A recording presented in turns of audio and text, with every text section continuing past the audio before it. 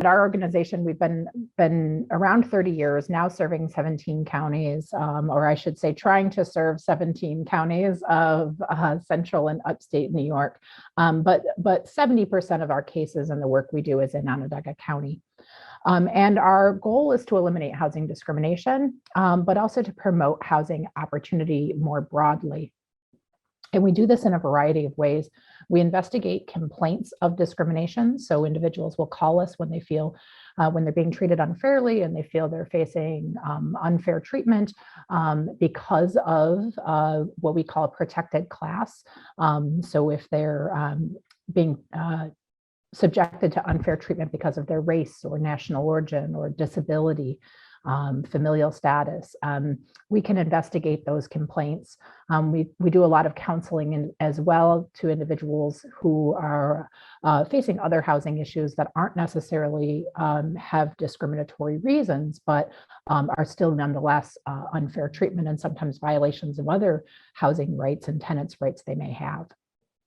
As part of our investigations, we do undercover testing. So we send people out into the market as secret shoppers, essentially, to try to prove and provide third-party evidence in cases. So if somebody has experienced something, we want to make sure we have really strong evidence before bringing a legal complaint. So we work to investigate those cases through undercover testing. We also, as part of our undercover testing, do what we call audit-based testing. So kind of not quite random testing. We're doing, even without complaints, we're looking at systemic issues in the community to, again, try to identify patterns of discrimination that are occurring. And we do testing not just in rentals, but in the real estate sales, lending, insurance markets. There's just, can be, and we find discriminatory practices in all these areas of the housing market. We do a lot of counseling and advocacy as well to individuals, particularly around issues of reasonable accommodations and modifications for people with disabilities who are struggling to sometimes maintain their housing or maintain access within their housing. And then we also have attorneys on staff, 2 attorneys on staff who provide legal representation to victims, and we file cases in state and federal court, as well as with HUD or the New York State Division of Human Rights. Almost done with what we do. So we do a lot of also education and outreach, training people, housing providers included, on fair housing responsibilities and fair housing rights.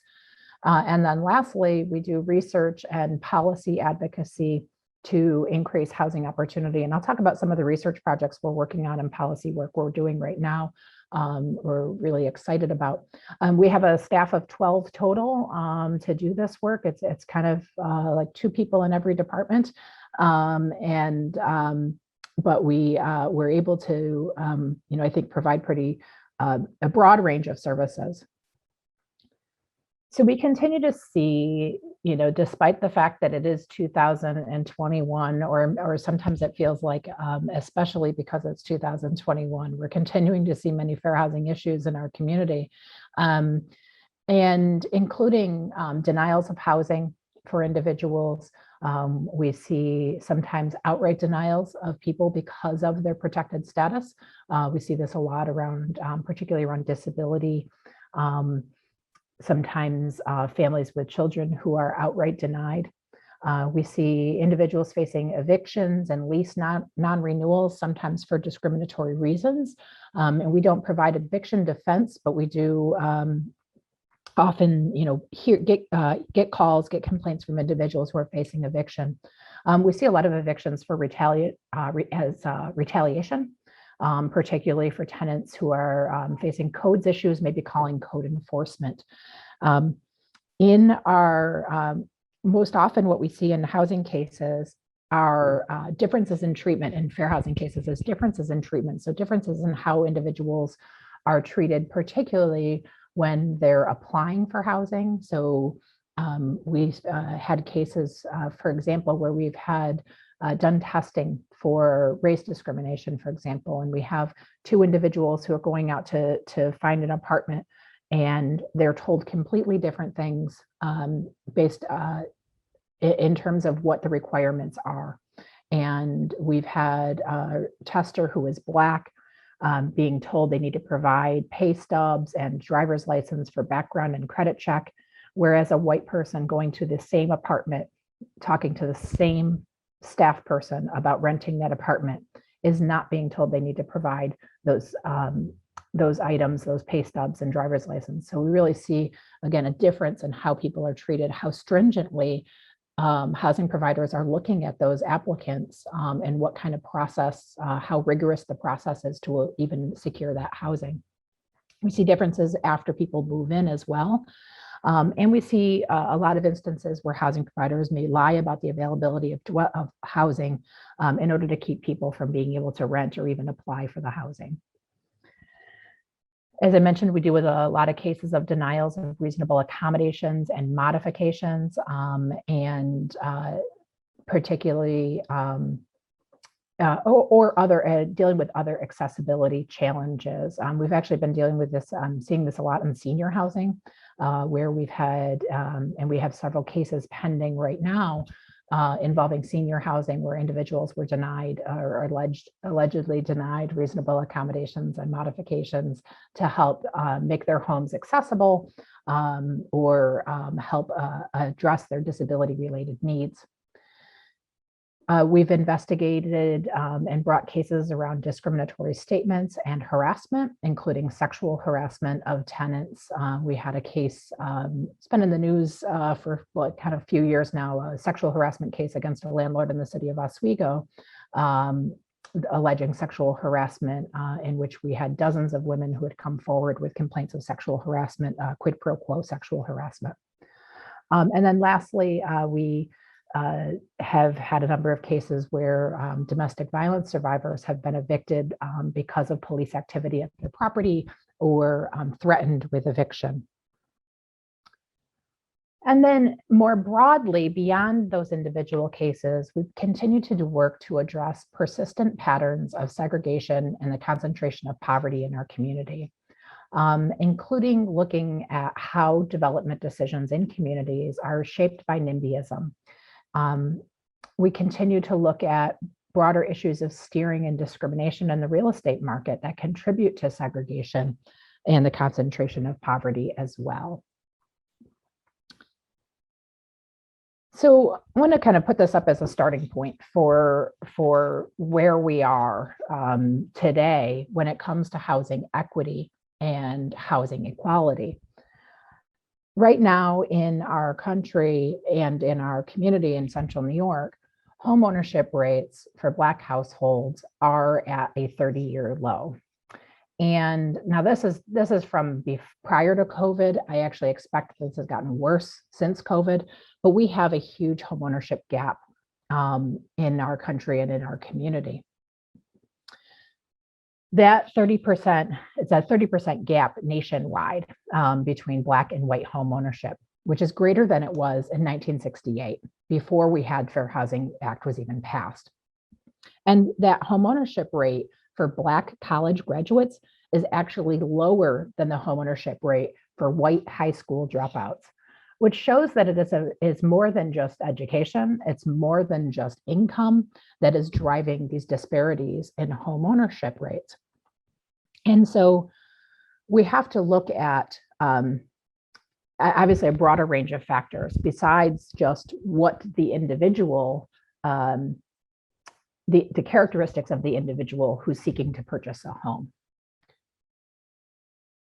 We have in Syracuse, we are one of the most segregated metropolitan areas in the country. This is what's called a racial dot map. So it is a map, this one of the city of Syracuse. This was census data from 2 years ago. So we don't have the updated maps yet of the newest census, but we are working on that.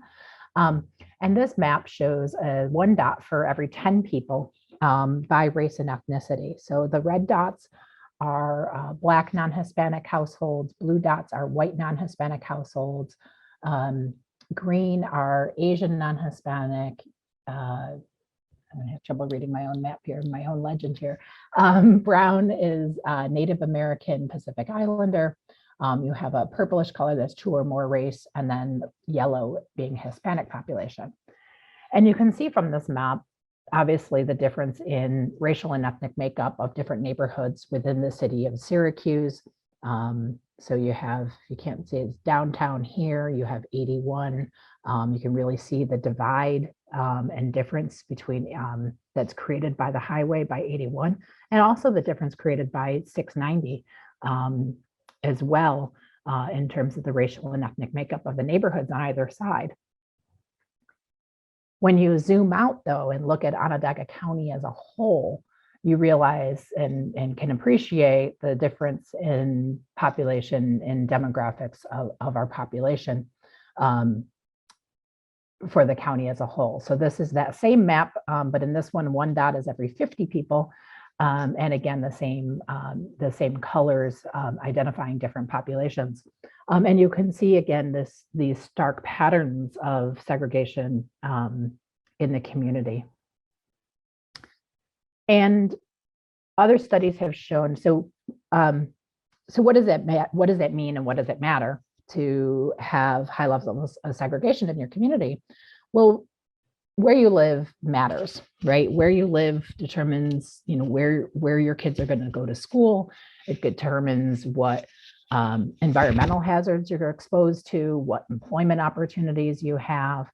And so where Central New York, Syracuse metropolitan area is one of the worst scoring cities in the country when looking at equality of opportunity based on race. This study is a few years old now, but I know from my work that it hasn't changed much. But we scored an F, ranked 97th out of 100 cities when looking at equality of opportunity based on race. And we scored 92nd out of 100 cities when looking at equality of opportunity based on ethnicity. So this one based on Hispanic versus non-Hispanic. And we were one of only 5 cities that scored in the bottom 10 on both of these measures. Another study that came out a few years ago looked at concentrated poverty in Central New York and found that the Syracuse metropolitan area, which is a 3-county region of Onondaga, Oswego, and Madison counties, that we were the worst city in the country when looking at the concentration of poverty for Black households, and the worst city in the country when looking at the concentration of poverty for Hispanic households. Again, these numbers are a couple of years old, but we know that not much has changed significantly in our housing, and in fact, I think in some ways things maybe have gotten worse. So why do we have these persistent patterns of housing segregation and disparities in opportunity and concentrated poverty in our community? Well, when we look at, if you look at, and I'll just go back to one of these, to this list of cities with high levels of segregation and concentration of poverty. Most of these cities, with the exception of Fresno, have a lot in common. There are Michigan, Ohio, our other, upstate cities, Rochester and Buffalo, Wisconsin, Indiana. They're all, post-industrial Rust Belt cities that largely developed in the post-war. I saw most of their growth after World War II in the 50s and 60s, 40s and 50s and 60s, at a time when Black households were excluded from most housing opportunity and excluded from all those programs, Depression era and post-war era programs, New Deal era programs that built household wealth in our country. So we're going to go over what some of those historic issues were. But we are still largely shaped and still experience many of the same housing patterns that we've had for decades. I know I live in the next suburb over from where my parents bought a house in 1965. And I think that is the way it is for a lot of people in our community. we still end up being impacted by those historical practices because we haven't seen a lot of movement of our population. Population's been stagnant for several decades. So those historical and structural racism created an unlevel playing field and racial disparities that adversely impacted African-American homebuyers and continues to adversely impact African-American homebuyers today. Black households have more debt, worse credit, and less wealth. And again, that's largely in part because of those historic practices. So just to highlight a few of them, in 1934, the Federal Housing Administration was created to increase homeownership by ensuring loans against default. So basically government-backed mortgages were created. It wasn't something that existed prior to the New Deal. But the underwriting standards for those practices advised created by the federal government, those underwriting standards advised lenders not to lend to any homes that did not have a covenant in place to keep the house from being sold to a Black home buyer. It actually so if you wanted to get an FHA loan, you had that house had to have a covenant in place to keep it from being able to be sold to a Black home buyer. This is what one of those covenants looks like. So this is an actual restrictive covenant from a house in the city of Syracuse in the university neighborhood. It was my friend's house, sold it a few years ago. And it specifically says in the deed of the house, this deed was from 1915, specifically says that the house cannot be sold, cannot be occupied by or conveyed to Blacks as owners or tenants. And so these were required to be to be in the deed of a house in order to get a federally guaranteed mortgage. And these restrictive covenants began popping up in not only in the neighborhoods in the city, in white neighborhoods in the city, but also in newly developing suburban neighborhoods.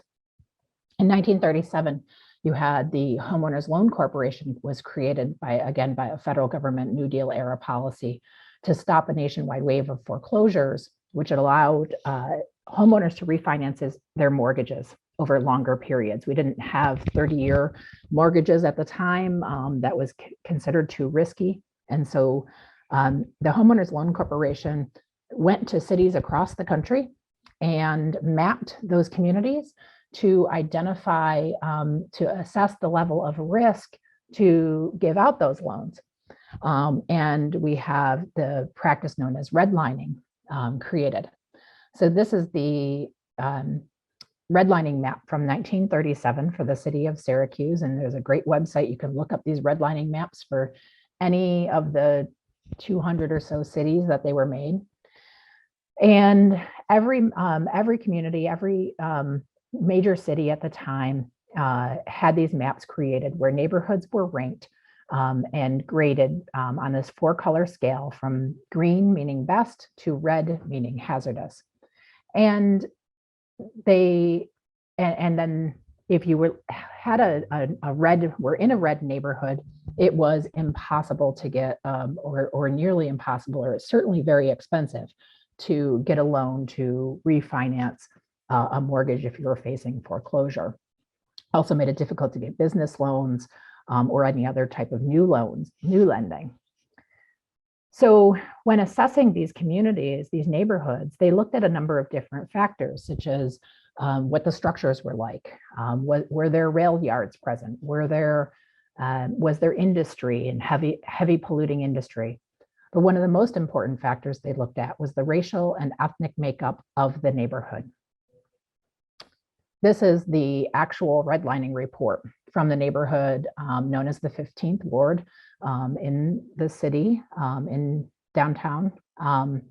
And they specifically identify the shifting or infiltration at that time of Jews and Negroes into the neighborhood as the reason why that neighborhood was ranked hazardous. And so that neighborhood as you may know, is where I-81 is now. And it was a neighborhood that was demolished for the removal of I-81. This is the redlining report for Nedrow, and specifically talks about, identifies a shifting or infiltration of half-breeds as the reason why that lending was hazardous in that neighborhood. And this is the Park Ave neighborhood on the west side of Syracuse, talking about a infiltration of less desirables. So if an individual lived in one of those neighborhoods and wanted to move in order to, escape because they couldn't get a loan, or they were facing foreclosure, they had limited options, particularly Black households. So at the time, the real estate industry was also contributing to practices that was leading to segregation and segregating communities. This is the Code of Ethics for the National Association of Real Estate Boards. And this was their Code of Ethics from 1924 to 1950. And it specifically states that a realtor should never be instrumental in introducing into a neighborhood members of any race or nationality whose presence will clearly be detrimental to property values in that neighborhood.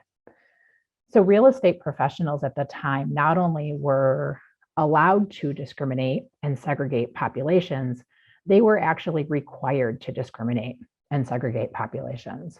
If they wanted to be a real estate agent, you had to segregate people based on their race, and not sell a home in a white neighborhood to a Black family. So as we began, it became more and more difficult to get loans in those redlined neighborhoods, and it became harder for Black families to move out of those neighborhoods because of discriminatory practices. Discrimination was still legal and encouraged. The neighborhoods like the 15th Ward began to get overcrowded and suffered from disinvestment, because it's hard to maintain your home if you can't get any financing to do so. It's hard to get new homeowners in if they can't get a loan. It's hard to maintain a business if your business is deemed to be in an area that's hazardous and high risk for lending.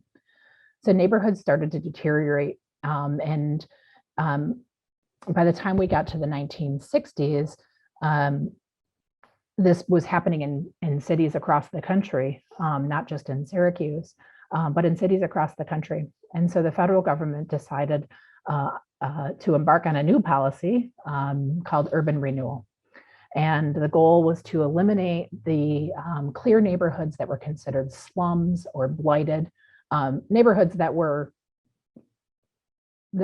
slums and blight that was created by decades of discriminatory practices, but the goal was to eliminate those slums and blight. So this is the construction of I-81 in downtown.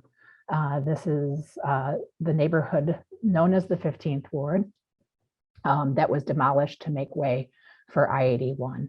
And not just I-81, but that neighborhood, areas like Upstate Hospital, the parking lots and parking garages for Upstate Hospital, the Everson, the Public Safety Building, the Convention Center, the Presidential Tower buildings, all of those buildings, all of that area was part of the 15th Ward, and a thriving Black neighborhood that contained 90% of African Americans that lived in central New York, lived in that neighborhood. And so that neighborhood was demolished to make way for the highway and these other considered civic structures. And again, this practice was not unique to Syracuse.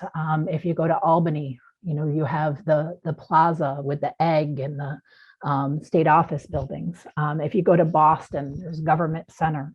New York, all of these cities have these areas.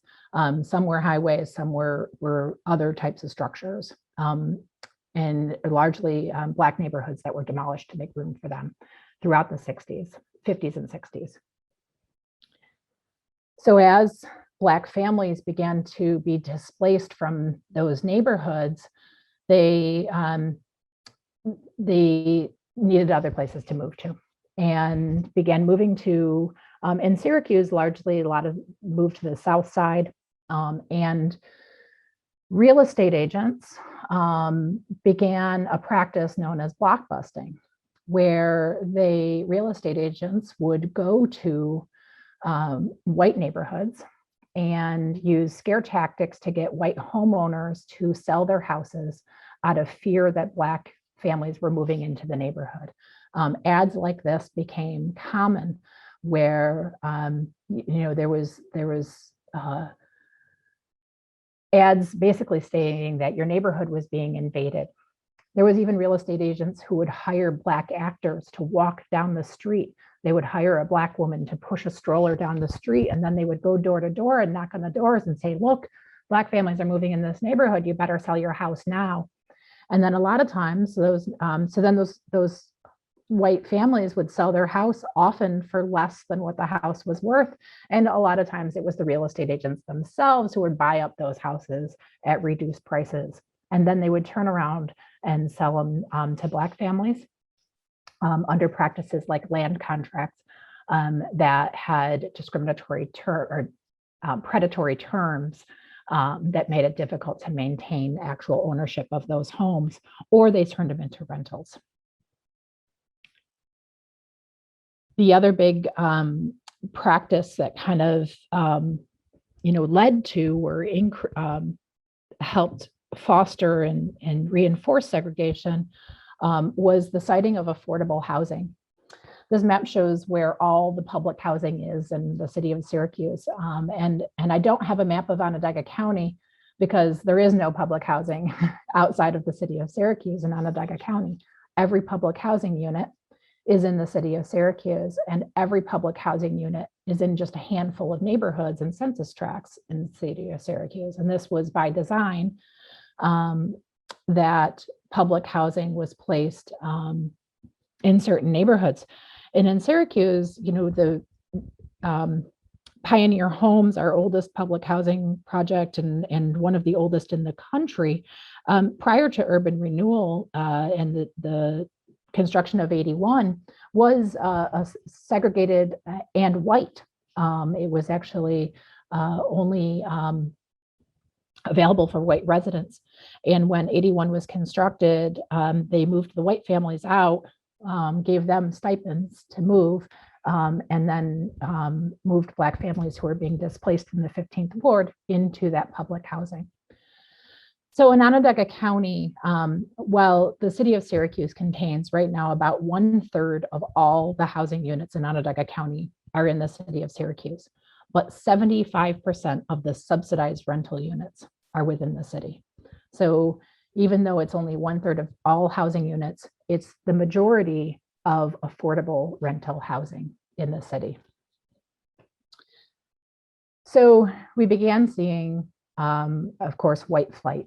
And as individuals fled neighborhoods like the South Side, later the North Side and near West Side neighborhoods, to move to the developing suburbs, and as suburban neighborhoods began to develop. So this chart shows the percentage of white population in both the city of Syracuse and Onondaga County over from 1960 until 2018. And you can see it in 1960, right before urban renewal really started to kick in, the city of Syracuse was 94% white. It is now 50% white. And part of this is just the larger diversification of our country. But when you look at Onondaga County by comparison, Onondaga County went from being 97% white. So in 1960, the racial, the distribution of population in the city and county was largely the same, really only a few percent off. But now in Onondaga County, it is 77% white, again, reflecting that increased diversity kind of nationwide that we've seen.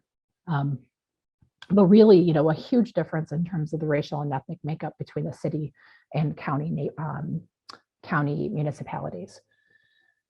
So the Fair Housing Act was passed in 1968, and it prohibits discrimination in the sale, rental, and financing of housing.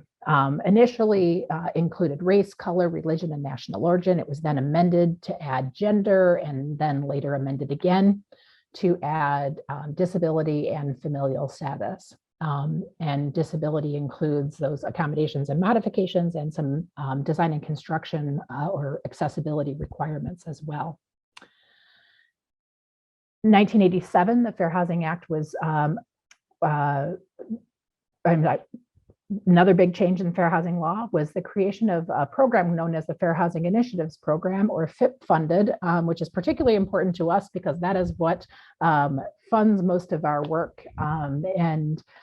Fair housing, most fair housing enforcement is actually conducted by organizations like ours and by private nonprofits who are funded by the federal government to help enforce the law. And so the creation of the Fair Housing Initiative Program was really important because groups, we call ourselves FIP organizations, complaints brought by FIP organizations are much more likely to result in positive outcomes in cases. New York State also has human rights laws as well that we work to enforce. And New York State actually has one of the first anti-discrimination law in the country. But in New York State has additional protections beyond what the federal law covers. New York State also protects from discrimination based on sexual orientation, gender identity, source of income, a few others, marital status, military status, and age. But there are important additional protections that aren't covered under federal law, but really allow us to expand housing opportunity in the work we do. So before Fair Housing Act was passed, we saw housing segregation really, blatant. This is from a Detroit neighborhood in the 1940s, and building at the time public housing development for Blacks that was being built in the 1940s during World War II. And you see signs like this often in communities. But more often what we see is not those blatant signs and blatant acts in discriminatory practices, that it is not those outright refusals, or it's more subtle differences in how people are treated, and more subtle differences in how neighborhoods are maintained and neighborhood character is maintained. So this is a quote from the legislative record prior to the passage of the Fair Housing Act. And so this was the actual record from the US Senate a few months, 2 months before the Fair Housing Act was passed. And at the time, they were talking about segregation in public housing. And they were trying to figure out, so there was an executive order passed in 1962. Well, not passed, executive orders are just issued. Sorry, executive order issued in 1962. I had to remember that political science degree that I worked hard for. But so 1962, Kennedy administration issued an executive order to officially desegregate public housing. But they found that it actually really didn't do a lot. It turns out just passing a law or issuing an order is not enough, right? You actually have to do the work to make it happen. So a few years later, after that executive order was passed, they were debating the Fair Housing Act and making it illegal to discriminate in housing. Now, this is 4 years after most of the major civil rights legislation was passed in 1964. Housing had yet to be passed. We had banned discrimination in employment and public accommodations, but it still hadn't been banned in housing because housing was considered too personal. And so the senators were debating whether we needed a fair housing law, why we needed a fair housing law. And they talked about, and I'll read this quote, but they were talking about why that executive order had failed to desegregate public housing. And so they said the road to segregation is paved with weak intentions, which is a reasonably accurate description of the federal establishment today. Its sin is not bigotry, though there are still cases of bald discrimination by federal officials, but blandness, not a lack of goodwill, but a lack of will. They go on to ask, when you ask one of these gentlemen why, despite the 1962 Fair Housing Order, most public housing is still segregated, he invariably blames it on regional custom, local traditions, personal prejudices of municipal housing officials. The upshot of all this is a federal attitude of amiable apartheid, in which there are no villains, only good guys, a world in which everyone possesses the truth, but nearly everyone seems to lack a sense of consequences. And the reason I like this quote is because this is how a lot of segregation is perpetuated today. It's not those bald acts of discrimination. It's these regional customs, it's local traditions, it's the reliance and turning to and reinforcing those practices. So these are some quotes from, and we see this play out most often in attempts to build affordable housing, or even in just attempts to build multifamily housing. And we see it through NIMBYism. So NIMBYism, not in my backyard. These are some, which is a practice, that is still, or an occurrence that is still kind of alive and well in many of our communities. So this is some quotes from a few years ago when there was an attempt to build some affordable housing in Cicero. And that was across the street from a suburban neighborhood, single family home neighborhood. That had been there about 10 years itself, the housing, the single family home neighborhood. And these are what the neighbors said in a petition opposing those affordable apartments. They said they didn't want to live near a housing project, that the affordable housing would increase the cost of taxes, increase traffic, and a potential increase of crime. They said they were concerned about the type of people it will attract to the area. And this last one, this quote, the neighbor said that such projects could disrupt community cohesiveness and its underpinnings, which are essential to its health, safety, and stability. This reminds me a lot of the kind of 1920s public health talk that was that you heard in opposition to immigration, as part of that public health movement.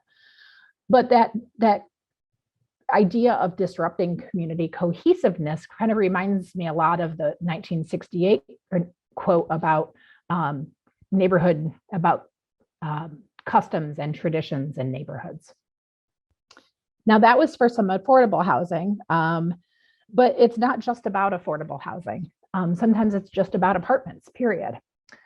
This is responses to the proposed construction of luxury apartments in a suburban neighborhood. I don't think I identify where it is on here, but I'll tell you, it's in Liverpool. It's right near my house and not far from where I live, about just over a mile from where I live, or just under a mile from where I live.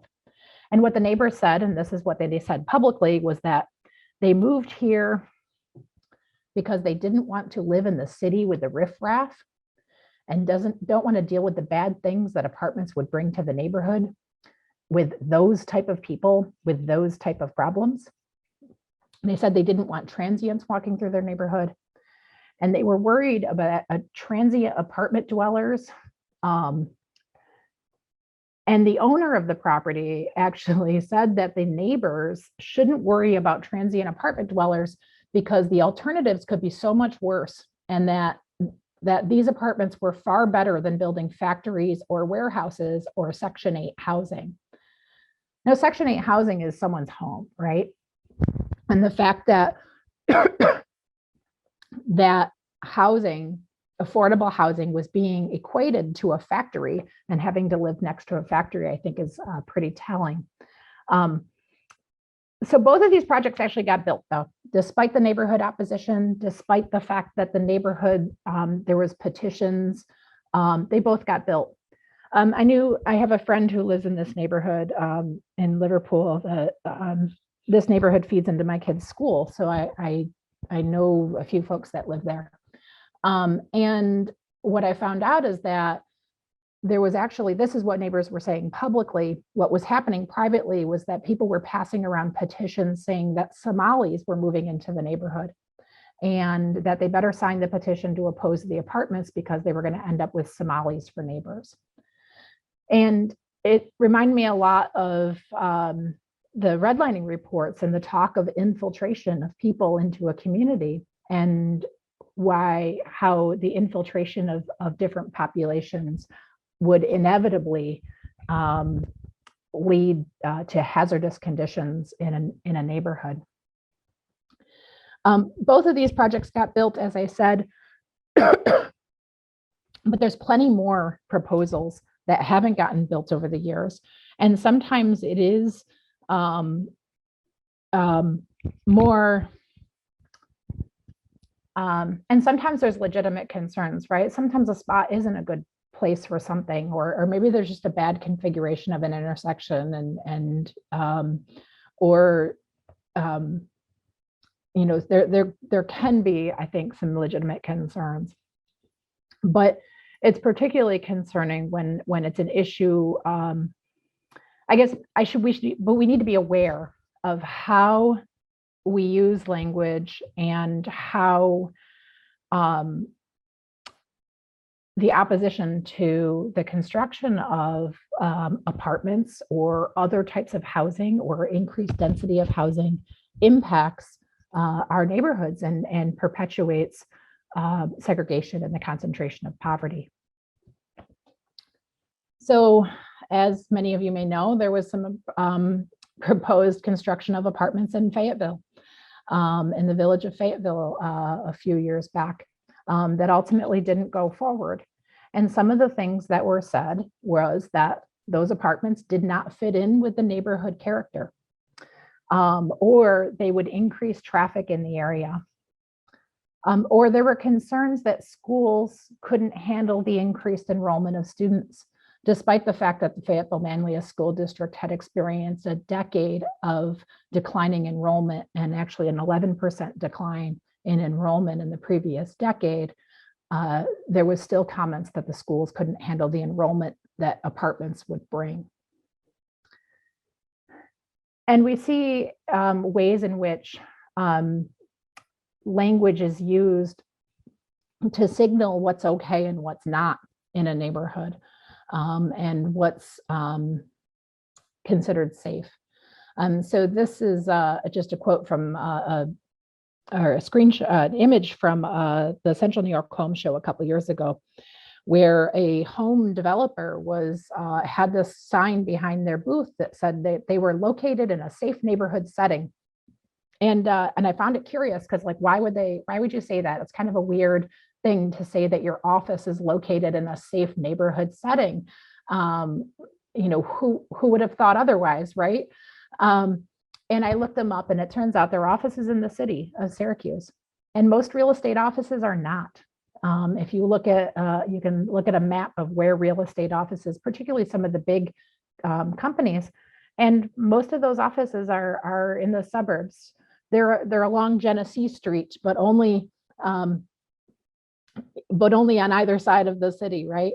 You can find them in Camillus, you can find them in DeWitt and Fayetteville, but you're not going to find them in the city. You're not going to find them on the near west side or on the east side or the south side. So it seemed to me that these real estate developers were signaling to their customers that it's okay to do business with them because they were a safe spot. And real estate practices continue to perpetuate segregation through discriminatory practices like steering. There was a study done 2 years ago, investigation done by Newsday, and it was released 2 years ago, but took them a couple of years to do the research.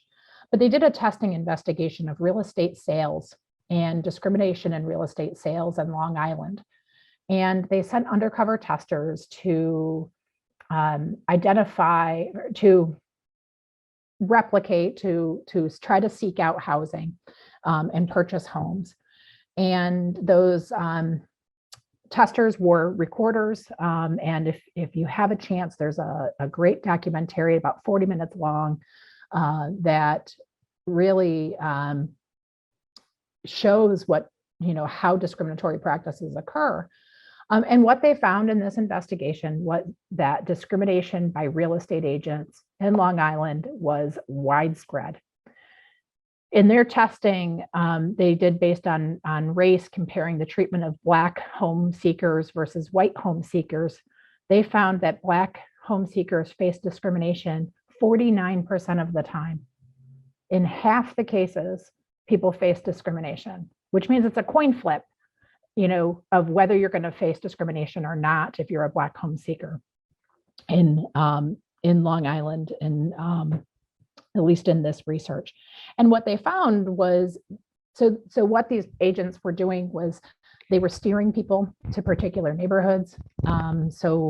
They had instances where Black home buyer was asking about a particular neighborhood, and the agent said, "Oh, that's a great neighborhood. The best people live there. It's lovely," and provided them listings for that neighborhood. A white home buyer then asked about that same neighborhood, and the real estate agent was a little bit hesitant. And then later that day texted the white home buyer and said, "I just wanted to make sure that you knew that there's been a lot of gang activity and a lot of crime in that neighborhood." So they thought they should warn the white person that this isn't a safe neighborhood for you, but didn't feel the same need to warn the Black family, the Black home buyer, about that neighborhood. And there was differences in how they talked about schools, and steering people steering white families away from schools where the majority of students were Black or Hispanic. And one of the more remarkable things about the study, was they found that many of those agents actually commented that, well, there's this thing called steering, and I'm not supposed to, tell you to go to a particular neighborhood or not. And then they went ahead and did it. They went ahead and steered them to a particular neighborhood anyway. So when we say we haven't made any progress and Black home ownership is near 30-year lows, and we identify that we still have widespread discriminatory practices, and we still have, or that we identify that we still have high levels of segregation in our community, it is because of all those historical factors, but it's also because of the practices that are happening every day, and that are still happening every day, and both by individual agents, as well as the development decisions that we're making as communities. So how are we working to fix all these things? Is kind of where I'll end. We have, so we continue to investigate cases, we accept complaints, we're doing testing, we're trying to identify those discriminatory practices, but we're also looking at and conducting research on some larger issues, and particularly focusing right now on zoning and the ways in which zoning and municipal zoning codes perpetuate concentration of poverty and perpetuate segregation, not only based on race, but also segregation, race and ethnicity, but also segregation of people with disabilities who are often segregated into high poverty neighborhoods, or into areas that are considered service rich, but still aren't inclusive settings. So we're working on a couple analyses now. We have a policy staff for the first time in our history, so it's pretty exciting. We actually have dedicated people doing research right now with some funding that we have from New York State. And we're working on a zoning rubric for Onondaga County. So we are analyzing and scoring each municipality in Onondaga County, all 34 of them, and their zoning codes to create a rubric to measure their treatment of fair housing related zoning issues, such as the amount of land that's available for apartments or the treatment of group homes. There's never been this level of comprehensive review in Onondaga County, and our project is actually somewhat unique in the country from what we've seen. It turns out most of the maps, zoning maps, for many of the towns are not actually even digitized. So right now we're working to actually digitize all those maps so that we can conduct that zoning analysis. We're looking, also working on a project related to zoning and segregation in Syracuse using interactive maps to look at the historical relationship between zoning and racial segregation in the city, including the most recent draft of the city's rezone project and how different city neighborhoods are zoned or proposed to be zoned under rezone that could perpetuate segregation. We're doing some segregation and demographic trends mapping. So we're updating some of our maps and measures of segregation, looking at using the newest census data that just came out to look at trends in Onondaga County and Syracuse. And then our other big project is we are right now working with a team at SU as well that we're leading the project. They're helping us do this work, the kind of technical end of it, where we're going to be assessing, scanning, and reviewing every deed in Onondaga County through some optical scanning mechanisms that will allow us to map the presence of racially restrictive covenants to see how they continue to influence patterns of housing segregation today. This project was done in Minneapolis. This map shows it was one of those one of the maps done in a similar project in Minneapolis. So we're excited about that. We'll be able to show how where racially restrictive covenants existed in the deeds. We actually have every deed in Onondaga County from 1900 to 1950, I believe, that we're analyzing.